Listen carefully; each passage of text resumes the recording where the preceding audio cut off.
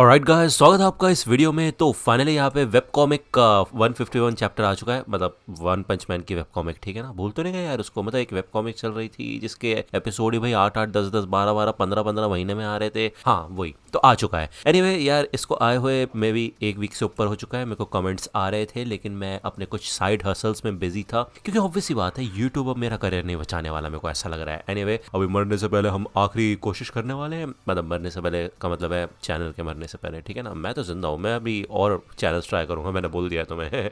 ठीक है। एनीवे ये सारी की सारी इंपॉर्टेंट बातें हम एक इंपॉर्टेंट वीडियो में करेंगे, जो कि इंपॉर्टेंस के साथ आएगी कुछ दिनों बाद या फिर 1-2 दिन के अंदर। मैं दोनों चैनल पे ये सिनेरियो एक्सप्लेन करूंगा आप लोगों को। ठीक है, और अभी के लिए वीडियो शुरू कर लेते हैं, बाकी बातें वीडियो के एंड में कर ले। अब आपको हल्का फुल्का थोड़ी बहुत मेमोरी में याद होगा कि लास्ट एपिसोड के एंड में हमें दिखाया गया था कि जब ब्लू यहाँ से निकलता है, वो उड़ के जा रहा था, तभी उससे कुछ ठुकता है और वो नीचे गिर जाता है। ठीक है, तो यार ये वाला सीन था, और ये जो चैप्टर है वो उसी सीन के साथ शुरू होता है। अब हमें ब्लू की तो धज्जियां उड़ी हुई होती है। उसे कहता है कि यार तुम्हारे अंदर से तो चिंगारी निकल रही है, लेकिन क्या तुम जिंदा हो? मुझे माफ करना, मैं तुमसे टकरा गया यार, तुम एकदम से कूद के आ गए मेरे सामने। तो भाई ये और कोई नहीं बल्कि साइटामा होता है। ब्लू कहता है साइटामा तुम यहाँ क्या कर रहे हो? तो साइटामा कहता है यार मेरे को ऐसा लगता है हम मिले हैं पहले, है कि नहीं? तो ब्लू कहता है हाँ मेरा नाम ब्लू है, मैं हूँ टॉप बंदा नियो हीरोज का। अब यहाँ पे हीरो एक्टिविटी चल रही थी और उसके बीच में ये हादसा हुआ है, तो मैं तुम्हें ब्लेम नहीं करूंगा, लेकिन मेरा बैटल सूट पूरी तरह से टूट चुका है, लेकिन मैं ठीक हूँ। ठीक है ना, तो साइटामा कहता है अच्छा ठीक है फिर मैं निकलता हूँ यहाँ से। तो ब्लू कहता है अरे अरे रुको, मुझे तुमसे बात करनी है। ब्लू कहता है कि देखो ये सिचुएशन तो तुम देख ही रहे हो, तो क्यों ना तुम मेरे साथ मिलकर लड़ाई करो। वैसे भी एक से बेहतर दो होते हैं और हमारे सामने काफी ताकतवर दुश्मन है। तो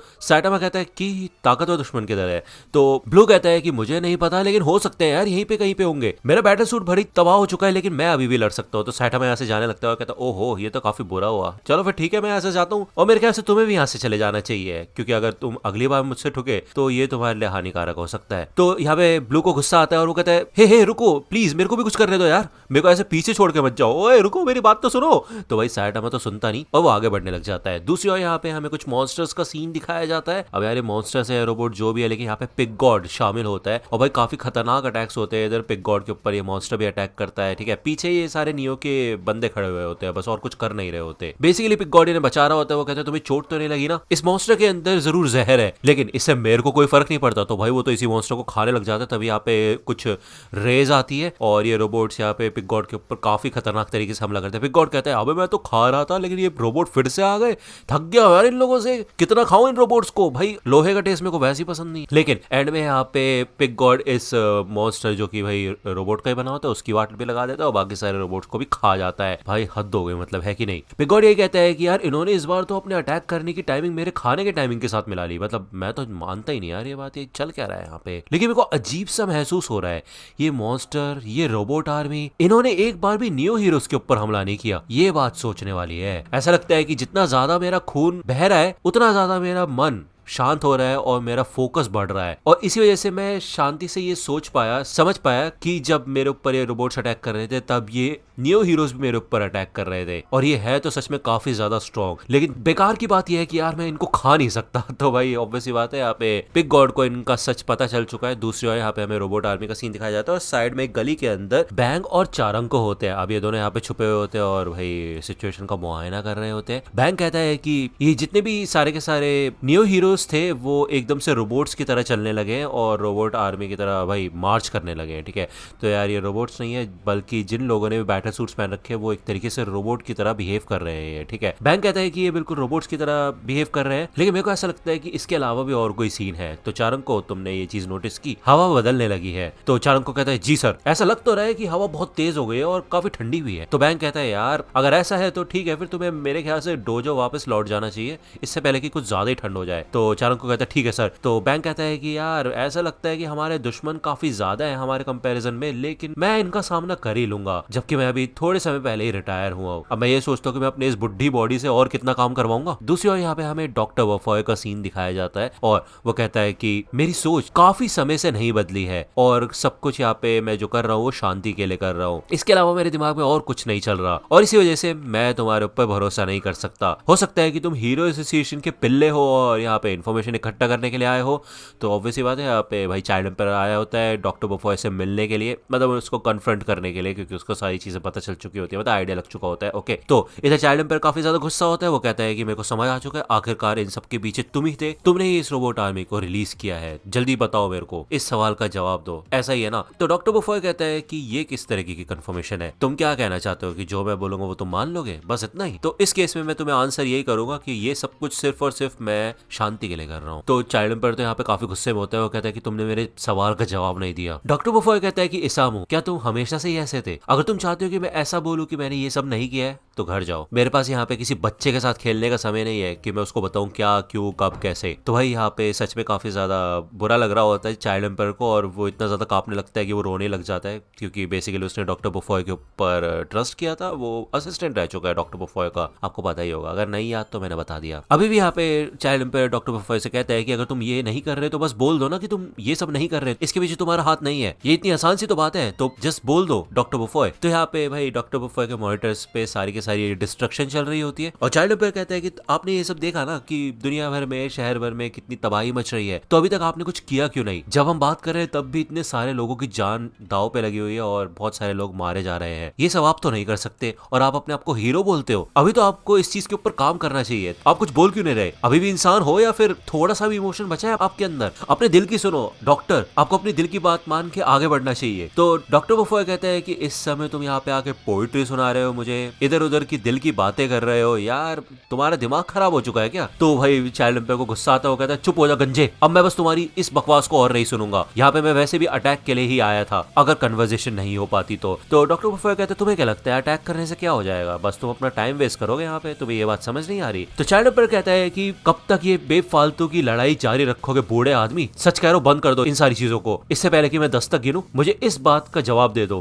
कि इन सब के पीछे हाथ किसका है। जब मेरा दिमाग सच में खराब हो जाता है ना, तो मेरे को सच में ऐसा लगने लगता है कि इन सब बुरी चीजों के पीछे सिर्फ तुम्हारा हाथ है, बस तुम रिसर्च डेवलपमेंट करते हो, एक्सपेरिमेंट करते रहते हो, और मुझे तो नहीं लगता आज तक तुमने सोसाइटी के लिए कुछ भी अच्छा काम किया होगा, या फिर शायद मेरे को पता ही नहीं इस बारे में, लेकिन मुझे ऐसा लगता है कि काफी समय से तुम एक बच्चे की तरह बिहेव कर रहे हो, फालतू के इतने अल्टीमेट वेपन बनाए जा रहे हो और अपने ड्रीम्स का पता नहीं कौन सा प्लान बना रहे हो। मुझे तो अब अपने ऊपर भाई एम्बैरस फील हो रहा है, भाई शर्म आ रही है कि मैंने तुम जैसे इतने बूढ़े बच्चे के ऊपर भरोसा किया। ये सब सच में काफी बेकार है, और तुम क्या कह रहे हो कि तुम अपने हिसाब से पूरी दुनिया को रीडिजाइन करोगे? एक ऐसा इंसान जिसके अंदर सोशल स्किल्स नहीं है, वो अकेले क्या ही कर लेगा भाई? तुम बस तबाही लेके आओगे और कुछ बना नहीं सकते तुम, ठीक है? तुमने सोसाइटी की नाक में दम कर रखा है।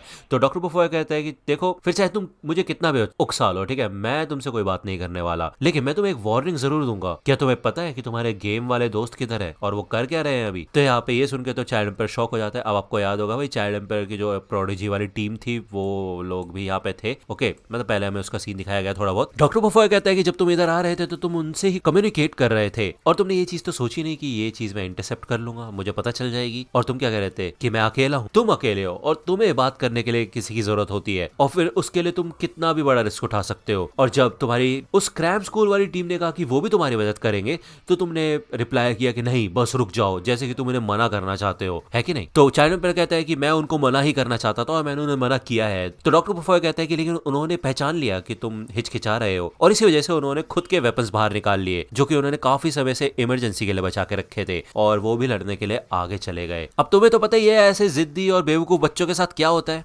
उनको चोट लग जाती है। तो ये सुन के तो भाई चाइल्ड एम्पायर के पसीने छूट जाते हैं, वो डर जाता है काफी ज्यादा। डॉक्टर बफॉय कहता है अब ऐसा मत दिखाओ जैसे तुम काफी ज्यादा शौक हो गए हो, उन्होंने अपनी मर्जी से ये सब किया है तो इसमें गलत क्या है? लेकिन इन सब के पीछे रिस्पॉन्सिबिलिटी तुम्हारी थी कि तुमने अपने अंदर कमजोरी दिखाई इतनी तगड़ी तरीके से कि उनको ऐसा लगा कि अकेले तुम कुछ संभाल ही नहीं पाओगे। और वैसे भी अंत में वो है तो बच्चे ही ना, और तुम हो सुपर बच्चे, और तुम्हारे ऊपर रिस्पॉन्सिबिलिटी आनी भी चाहिए उन्हें प्रोटेक्ट करने की, उन्हें समझाने की, गाइड करने की। मुझे लग रहा था कि ये सारी चीजें तुम्हें पता है, लेकिन ऐसा लगता है कि आजकल का जो तुम्हें अटेंशन मिल रहा है ना, उन सबको देखते हुए तुम्हारा दिमाग खराब हो चुका है। क्या तुम अपनी भी मदद कर सकते हो? कितने बचकानी हरकत है ये। तो चाइल्ड एम्पायर पूछता है कि तुमने जीमा और बाकी सबके साथ क्या किया? तो डॉक्टर बफॉय कहता है कि ऑफ कोर्स मैंने उनको जिंदा रखा है, लेकिन हाँ वो लड़े कमाल का। तो ये देख के तो भाई बहुत गुस्सा आता है चाइल्ड एम्पायर को। वो कहता है अच्छा तो तुमने उनको बंदी बना लिया है, कमीने कहीं के। अगर ऐसा है ना तो ठीक है, फिर मेरे पास भी तुम्हारा एक वीक पॉइंट है। मैं हीरो एसोसिएशन के अंदर जितने भी तुम्हारे सिस्टम है ना, उस पूरे डिफेंस सिस्टम को बंद कर दूंगा। यहाँ पे एक बटन टाइप होता है और वो इस बटन को दबा देता है और कहता है कि इससे तुम्हारा सबसे बड़ा कार्ड खत्म हो जाएगा अब ये लो, और इसके बाद अब तुम फिजिकली हीरो एसोसिएशन को कंट्रोल नहीं कर पाओगे। तो यहाँ पे भाई डॉक्टर बुफॉय को बिल्कुल फर्क नहीं पड़ा होता। वो कहता है कि तुम्हें क्या लग रहा है कि ये चीज मैंने सोची नहीं थी? अभी अभी जो तुमने उस बटन से किया है ना, उससे बस जो वॉशरूम होते हैं ना, उसके अंदर जो लाइट जल रही होती है और म्यूजिक चल रहा होता है, वो ही बंद हुआ है इस बटन से, ठीक है, और कुछ नहीं। और वैसे भी वो डिफेंस सिस्टम मेरे किसी काम का नहीं है, मैंने उसके बारे में कुछ नहीं सोच रखा था, ठीक है ना। तो चाइल्ड एम्पायर को गुस्सा आ रहा होता है। वो कहता है डॉक्टर बुफॉय मैं तुम्हें कस्टडी में ले रहा हूँ अभी इस समय, ठीक है। डॉक्टर बुफॉय कहता है ऐसा नहीं कर पाओगे तुम, मुझे कोई नहीं रोक सकता, यहाँ तक कि हीरोज भी नहीं। ये लड़ाई है इंसाफ की, और इस गेम का मास्टर हमेशा से मैं ही था। और अब क्योंकि तुम एक बच्चे हो, जो भी करना चाहते हो कर लो और अपना 100% देना, ठीक है। तो यहाँ पे भाई पूरी तरह से रेडी होके आए होते हैं चाइल्ड एम्पायर। हमें दिखाया जाता है कि उसके बैकपैक में से कुछ रोबोटिक हैंड्स निकलते हैं। ओके, ये detachable floating multi arm weapon होता है, ये ऑटोमेटिक नहीं है, बेसिकली ये ब्रेन वेव्स के ऊपर चलते हैं, ठीक है। और वो कैंडी जो कि हमेशा चाइल्ड एम्पायर खाता रहता है, वो असलियत में एक डिवाइस है जिससे कि उसकी ब्रेन वेव्स काफी हद तक बढ़ जाए। तो डॉक्टर बुफॉय कहता है कि इससे तो तुम्हारे ऑपरेटर पे काफी अच्छा खासा लोड आएगा, लेकिन हैक होने की चिंता मत करना, ये तुम्हारी सबसे बड़ी गलती है। ऐसा लगता है तुमने आखिरकार किसी से मदद ले ही ली और इसके बारे में तुमने किसी को पता भी नहीं चलने दिया, कमाल है। तो चाइल्ड एम्पायर कहता है कि तुमने मेरे को अपने नजदीक आने दिया ना, यहीं से तुम्हारा डाउनफॉल शुरू हो गया था, और अपनी फिजिकल बॉडी के साथ तुम्हारा कोई चांस ही नहीं बनता जीतने का। तो डॉक्टर बुफॉय कहता है ऐसा लगता है मेरे पास और कोई चारा भी नहीं। तो यहाँ पे हमें दिखाया जाता है डॉक्टर बुफॉय के पास एक बैटल सूट होता है, और अभी तक जितने भी ये रोबोट्स थे जो भी लड़ रहे थे, जो भी इन्होंने डाटा इकट्ठा किया ना, उस सबका मिक्सचर होता है ये बैटल सूट, ठीक है ना। मतलब सारी कमजोरियों को ठीक करके ये एक अल्टीमेट बैटल सूट बना है। ये चीज चाइल्ड एम्पायर हमें बताता है, ठीक है। वो कहता है कि क्या ये कंप्लीटेड वर्जन है, लेकिन दिखने में इतना कुछ खास नहीं लग रहा। तो डॉक्टर बुफॉय कहता है कि वैसे भी तुमने भी तो अपना खास ऑप्शन अभी तक निकाला नहीं ना। तो ये दोनों यहाँ पे लड़ना शुरू करते हैं। लड़ना क्या भाई, ये सारे के सारे जो फ्लाइंग मुक्के होते हैं, रोबोटिक आर्म्स, ये सब के सब डॉक्टर बुफॉय के ऊपर हमला करना शुरू करते हैं। चाइल्ड एम्पायर कहता है कि वैसे एक बुड्ढे आदमी के हिसाब से ये स्पीड काफी कमाल की है, ऐसा लगता है कि ये पूरा सूट ही फुल्ली ऑटोमेटिक है। क्या सच में तुम्हें खुद ये रोबोट पहनने की जरूरत थी? इससे अच्छा तो तुम कोई अलग ही रोबोट बना लेते, वो लड़ लेता मुझसे। ऐसा लगता है कि उम्र के साथ साथ और बेवकूफ होते जा रहे हो। तो यहाँ पे तो धमाके हो रहे थे कंटिन्यूसली, ठीक है। चाइल्ड एम्पायर कहता है कि मेरा दिमाग पैटर्न्स डिटेक्ट कर लेता है और इस वजह से और भी तेजी से अटैक कर पाता है बिना हेसिटेशन के। यहाँ पे इन्फिनिट पंचेस का अटैक करता है वो डॉक्टर बुफॉय के ऊपर, लेकिन डॉक्टर बुफॉय अपने आसपास एक एनर्जी शील्ड बना लेता है। तो चाइल्ड एम्पायर कहता है बहुत कमजोर है ये। तो यहाँ पे ये सारे के सारे हैंड्स इस शील्ड को तोड़ना शुरू कर देते हैं और तोड़ भी देते हैं, और भाई एक मुक्का आके मारते हैं मुंह पे इसके डॉक्टर बुफॉय के, और ये तो जाता है उड़ता हुआ पीछे। चाइल्ड एम्पायर कहते हैं जैसा मैंने सोचा था, ये आदमी है अभी भी कमजोरी। डॉक्टर बुफॉय क्या तुम अपनी मेटल सीरीज का इस्तेमाल नहीं करोगे? तो ये एपिसोड यहीं पे खत्म होता है, मतलब चैप्टर, ठीक है। नेक्स्ट चैप्टर पता नहीं कब आएगा, बट जब भी आएगा हमें पता चल जाएगा। आप जैसी प्यारी ऑडियंस है मेरे पास, ओके। इसके अलावा मैंने एक